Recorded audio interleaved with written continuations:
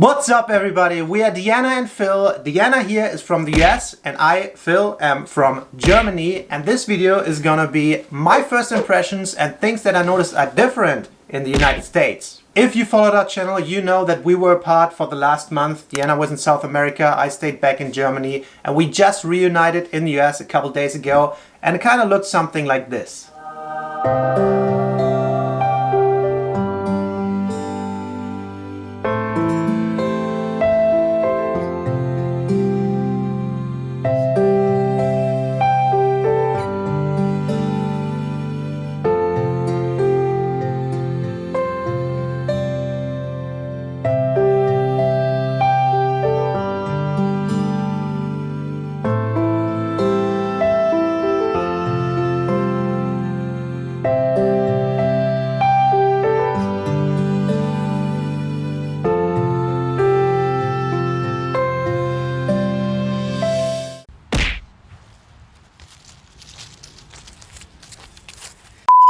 Okay, so that might not have been the actual reunion, but it was pretty much what happened. Phil actually flew over from Germany to the DC area where we spent some time with my family. Phil got to see the US Capitol. We went into a lot of museums, Washington Monument, everything. And then we actually continued up to the Massachusetts area where we spent some time in Boston. Phil tried a lot of food, ate some clam chowder and lobster rolls. We actually made a vlog about that, so go check it out. And now we're here in good old South Carolina. So without further ado, here are 8 things that I noticed are different in the US compared to Europe. So the first thing I noticed is traffic and driving behavior. We did a little road trip right away, and what I noticed is the trucks. The trucks kind of driving like cars here. And what I mean by that is the speed of the trucks, the overtaking behavior, the switching lanes abruptly and all that stuff. For example, in Germany or in Europe, trucks kind of go like 60 miles per hour is the maximum they're allowed, and cars usually go faster. So the trucks usually drive on the right side and they all go in the same speed and flow, and the cars have their own on the left lanes. And in the US, it's completely mixed up, and the trucks just go as fast as the cars. All of a sudden they overtake you on the left and they overtake you on the right, which is not legal in Europe. Just pretty quick and agile driving overall. Yeah, it's not legal to overtake on the right side. That is super illegal. Yeah, and in the rule books or when you take your driver's test, it is illegal, but people still overtake on the right. They do it everywhere. I thought that's a thing in the US. I thought it's not allowed. So it's just driving behavior then. Yeah. And when he mentions trucks, he means these big semi trucks, not like normal trucks we have here. I will say I have noticed a difference. They drive as fast as cars, if not faster sometimes, if possible. And they get close to you. Oh yeah, they get close. Yeah, I've almost been driven off of the road by a big old semi truck. You better watch out, especially when driving on these highways. A lot of people have like a huge fear of driving on the highways in the US. I just feel the big difference is really there seems to be a separation between trucks and cars on the road in Europe, and here it really doesn't. There's trucks, cars, all sizes, just everywhere. Yeah. The public restrooms in the US are kind of different and kind of awkward to me because, first of all, the good thing, they're free. You can go pee, you can go poop, and you don't need to pay, which is awesome. What I noticed though, the big thing that is very weird to me are these huge cracks in the doors. You're just sitting there, and right and left of the door, there's space in between the door. There's spaces in between. You can look outside of your thing, meaning you can look inside of your stall while you're sitting there. And every public toilet I've been to had that. And then another thing, there's a very big gap from the bottom. You could easily crawl through there. I don't know if that's a safety thing somebody came up with. Most of the times they're not even that high. I can almost peek over it. So overall they're just not that private. It's like uncomfortable, like, oh, people coming in, checking if somebody's in there. Oh, yep, there's somebody in there. Like, I walked through there, I looked people in the eye, basically like, hey, you take a deuce? Check the next one. Take it a deuce too. Yeah. Maybe that's one of the reasons it is free, because it's super cheap and easy to make. It is awkward. It's very awkward and uncomfortable. Like, I couldn't use the public toilet for a while. Everyone could hear everything. Everyone knows what you're doing. You're basically sitting behind a fence. Yeah. Just a fence, not a door. So that's my point. Big ass cracks in the public toilets. All right, my next point, a big thing that I've noticed immediately in Washington, D.C. are strip malls. It's not a mall you go into and then the shops are in there somewhere. It's just one shop next to another. And they are everywhere. It's so built for driving in the US. It's just built to go there with your car, park closely, have all the shops that you need, very convenient. There's one and then you go across the street, drive for like half a minute and there's another one on the other side with a lot of similar shops. That's a big thing. We really don't have them. Welcome to the land of convenience. This is America. We don't have a strong city center like a lot of European cities or towns. A lot of the malls started dying out, especially in the rural areas, because it was too inconvenient to park your car in a parking lot, go through the mall to find the store you want, and then like check out and then come back out. Everything in between the strip malls are almost like food temples. And a thing that I noticed at those malls and these shops, drive-thrus. Everywhere. Yeah. We know them from McDonald's and Burger King, but you have them for everything. And the funniest thing I saw is even ATM drive-thrus. You go through a little drive-thru, you put your card in there, get your money, like, yay, I don't have to exit my car.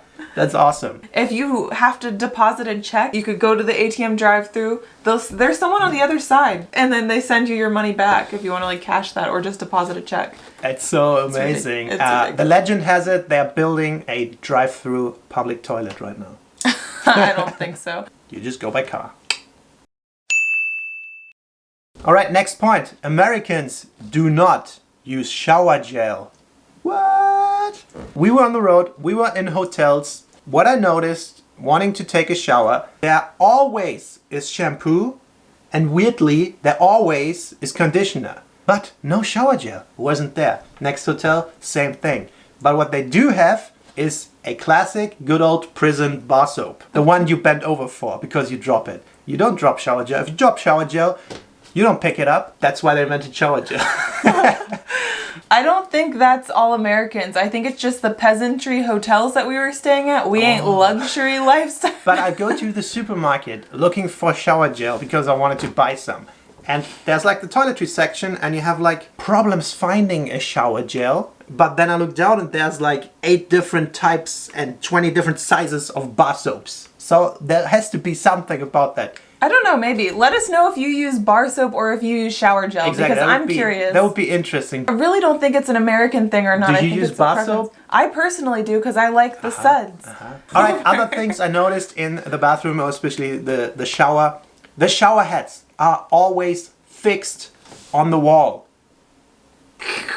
We have usually it's on a hose, so you can move it around and you can move it down there and get a good wash, which is not a big deal, but I just noticed that every hotel, every house I've been in so far had the fixed ones. And you just turn around, you have to turn around and get all that stuff. The only thing I think is if you wash your intimate area down there, it's like, how do I do it? You do a handstand, obviously. You handstand in the shower.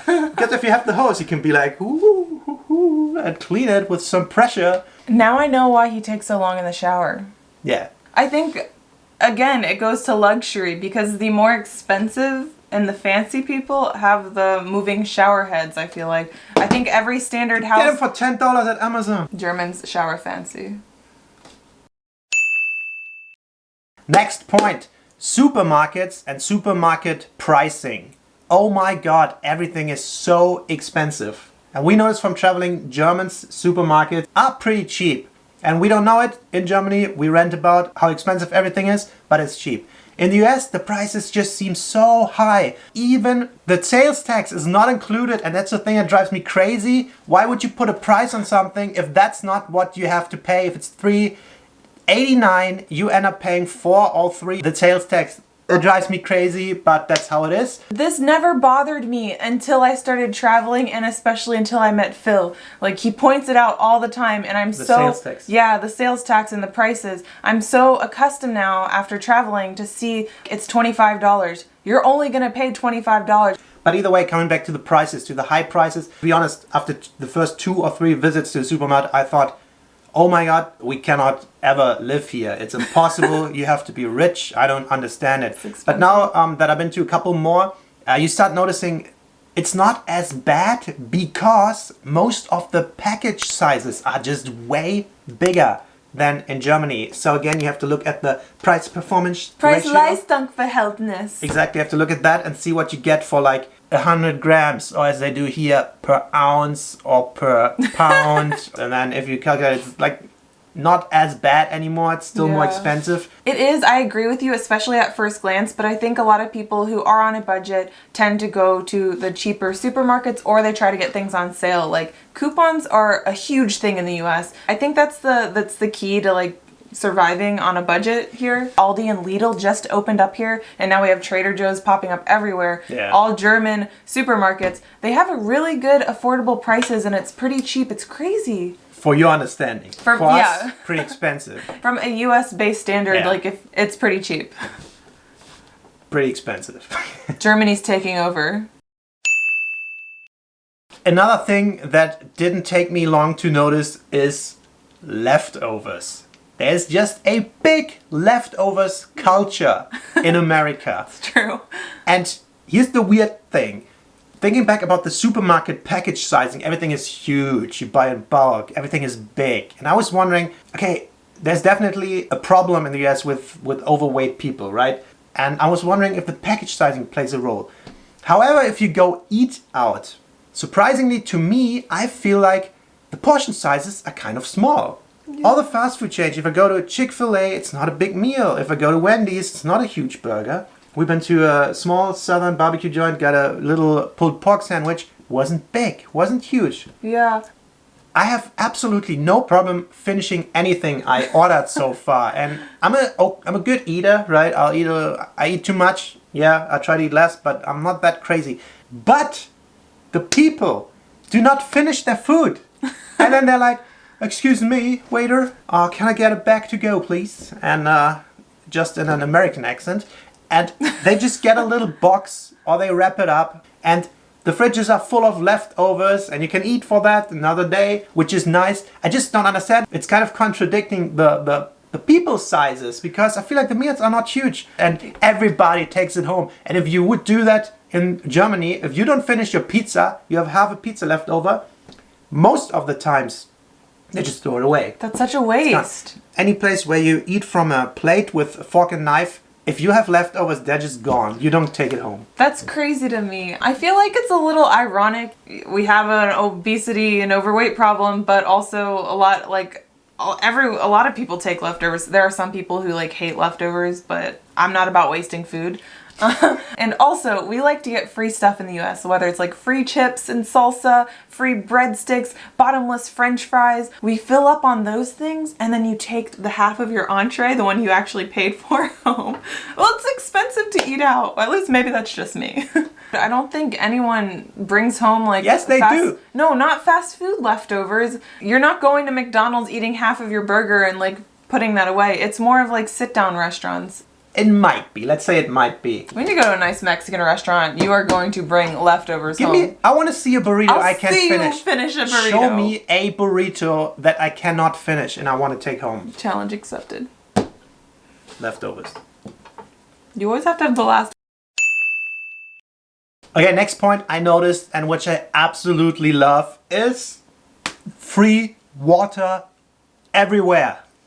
Free water and refills are very normal in any kind of restaurant. When they see it's going down, it's only like half left or whatever, they already come and refill. Do you want to refill? Yeah, sure. How much is that? Oh, it's for free, darling. That's so nice of you. So it's very nice. This is a big thing I do not like about freaking Germany. If I order a meal, I just want a water. And a lot of times I just have to order a small sparkling water. It's gonna be $3.75 at a nice restaurant. I'm like, oh my god, can I have the non-sparkling version? Sorry, we don't have that. And then you feel weird to order tap water. It's not common in a restaurant. And all I want is just clear water, non-sparkling. So having the option here to get it everywhere, unlimited and free, is just awesome. And a couple days ago, we just went to a restaurant and I didn't feel like water. So I was like, okay, can I have a Diet Coke, please? So he brought me a Diet Coke and I was drinking. And I almost finished it, and without saying anything, he came by and put a second one next to mine. I was like, wait, whoa, hey, I didn't order that. I was like, oh, free refill. I was like, what? There was a free refill. So if you order one Diet Coke, it's just unlimited. Yeah. And in the end, it was $2.25. Nice. So I used to be a waitress or a server, whatever the politically correct way of saying it is now, and drinks... Servant. Bish! There was a huge stigma at first that anyone who ordered a water was cheap, like they're stingy or whatever, you're not going to get a good tip. Yeah, but I feel like with the health push and the realization of how bad sodas and lemonades are for you, that so many more people order water now and not feel judged. And I will say, the most refills I've ever filled for like any soda, and it was like, I think 4 or 5 times full glasses of refills. So yeah, you can get as many free refills as you want. The server will probably fill it up for you because it'll help their tip. Yeah, just drink away. So please, Germany, please adopt that. Free water in the restaurants for everybody. And the last thing I noticed immediately, in the US, everything is just huge. Huge! And what I mean by that is mostly the distances and the time it takes to do things. Having these strip malls, everything is set up for driving. It just makes everything very spread out. What just means if you have to go to the supermarket, it takes more time. If you want to go to the sports club, it takes a little bit more time. If you want to go downtown to the city and there's no public transportation, traffic might be bad, it can take a lot of time.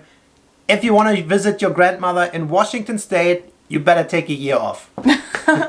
So there are pros and cons to that. When we wanted to go downtown Washington, D.C., it took a lot of time. We were not that far out, it kind of took us like an hour. And Boston, another example, was even longer. I think we were like 50 miles out and it took us like 2.5 hours to go downtown to the city center. So the distances are just different in the US. On the other hand, I feel like everything is just a little bit more epic. The landscape and everything driving through the states, it just comes down to it's a huge country. It's just very, very big. That's one of the biggest annoyances about the US. You have to drive there. I think Boston and Washington, D.C., at least they have public transportation. If you're living in a rural town or even just a small town outside of there, you have to drive to the supermarket, to school. So that is a little annoying. But I think one of the biggest pros about having a big country, it's nice that you don't have to like apply for a whole bunch of visas or bureaucratic paperwork if I want to just visit family on the West Coast and I live on the East Coast, and the West Coast is completely different. They have different terrain, a different subculture, despite what people say, like, yeah, we're all American, but there's going to be a different flair to it. It's very big and it's very different, but I like that about it.